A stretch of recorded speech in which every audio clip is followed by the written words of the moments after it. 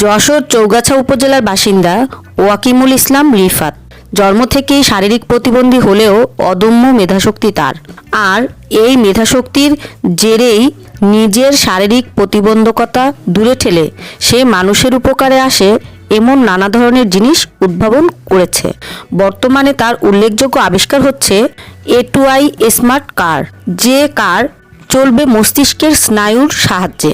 শরীরের সাথে লাগানো একটি ইলেকট্রনিক ডিভাইস গাড়িটিকে কন্ট্রোল করবে, আর এই গাড়ি চালাতে পারবে যে কোনো বয়সের শারীরিক প্রতিবন্ধী বা হাত পা বিহীন মানুষ। রিফাত তার নিজের শারীরিক সমস্যার কথা চিন্তা করেই এ ধরনের গাড়ি আবিষ্কার করেছে বলে জানায়। এই A2I স্মার্ট কার নামে একটি গাড়ি আমি আবিষ্কার করি।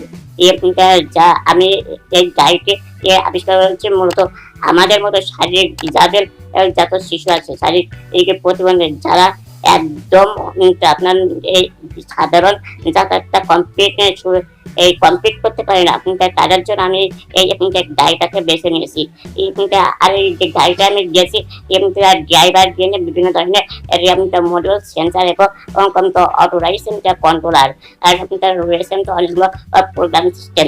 আপনার যদি হাত পা কিংবা আপনি চোখ কান মুখ নাও থেকে থাকে কিন্তু তাহলেও আপনি গাড়িটা চালাতে পারবেন। আপনার মস্তিষ্ক স্নায়ুতন্ত্রে এটা সাহায্যে গাড়িটা কন্ট্রোল করতে পারবেন আপনার হাতে থাকা স্মার্ট ফোনের সাহায্যে, এবং আপনি আপনার ফোনকে কন্ট্রোল করতে পারবেন। কিন্তু এছাড়াও আপনি যদি তাও না পারেন তাহলে রয়েছে AI কন্ট্রোলার সিস্টেম অর্থাৎ কৃত্রিম বুদ্ধিমত্তা সিস্টেম। গাড়িটিতে আপনি শুধুমাত্র জিপিএসটা দিয়ে দেবেন এবং ওখানে নির্দেশনাটা দিয়ে দেবে, গাড়িটা আপনার সেই জায়গাটায় পৌঁছে দেবে। তবে এই গাড়িটি পরিপূর্ণভাবে তৈরি করে বাজারজাতকরণের জন্য সে ও তার পরিবার প্রধানমন্ত্রী ও সমাজের বিত্তবানদের কাছে অর্থনৈতিক সাহায্যের দাবি জানায়। দীর্ঘ 6 মাস অতিরিক্ত কঠোর পরিশ্রম এত খাটোখাটনি করতেছে যা আপনার অতুলনীয় বলা যায়। তারপর গাড়িটা এখন বর্তমান ডাইনিং অবস্থায় আছে কিন্তু গাড়িতে এখনো অনেক কাজ করতে হবে। আমার এখনো পর্যন্ত প্রায় 70 থেকে 80,000 টাকা মতো ব্যয় হয়েছে, কিন্তু গাড়িতে এখনো 70 থেকে 80,000 টাকা ব্যয় সামনেও হবে। আরো অনেক আধুনিকরণ আমার করার পরিকল্পনা রয়েছে এবং আমার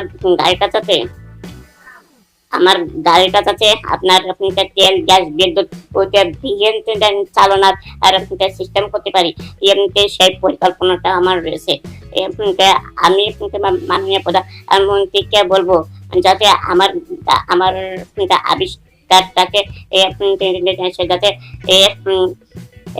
অ্যানালাইজ করে এবং তার পাশাপাশি যদি সমাজের বিত্তবান ব্যক্তিবর্গ যদি এগিয়ে আসে তাহলে এই ইনভেনশনটা আমাদের সর্বস্তরের জনগণের বিশেষভাবে সহায়ক হবে। আসলে ও যে গাড়িটা আবিষ্কার করেছে ওই গাড়িটার নাম হচ্ছে A2I স্মার্ট কার। ও গাড়িটাই ও নিজে চলাফেরা করার জন্যই মূলত পক্ষে বানানো, বা ওর মতো আরো যারা যে বাচ্চারা আছে ডিজিটাল বাচ্চা যারা চলাফেরা করতে পারে না তারা যাতে গাড়িটা ব্যবহার করতে পারে সেই লক্ষ্যে তার গাড়িটা আবিষ্কার করা। তো গাড়িটায় আরো অনেক কিছু কাজ অসম্পূর্ণ রয়েছে, তো অনেকগুলো টাকার প্রয়োজন। তা আসলে ওই টাকাগুলো আমি যে সহযোগিতা করবো ওরে যে হেল্প করবো এটা আমার দ্বারা আসলে খুব অসম্ভব হয়ে দাঁড়ায়। যশোর চৌগাছা পৌরসভার 5 নং ওয়ার্ডের বাসিন্দা রিফাত সে স্থানীয় চৌগাছা মডেল মাধ্যমিক বিদ্যালয়ের 10ম শ্রেণীর বিজ্ঞান বিভাগের ছাত্র। বাবা আবুল খায়ের ক্ষুদ্র ব্যবসায়ী, মা গৃহিণী। বর্তমানে তিনি স্ট্রোকজনিত কারণে অসুস্থ। 3 ভাই বোনের মধ্যে দ্বিতীয় সন্তান হচ্ছে রিফাত। নির্ধারিত সময়ের আগেই তার জন্ম হওয়ায় জন্ম থেকেই সে নানা ধরনের শারীরিক সমস্যায় ভুগছে। তার উচ্চতা 2 ফুট 8 ইঞ্চি।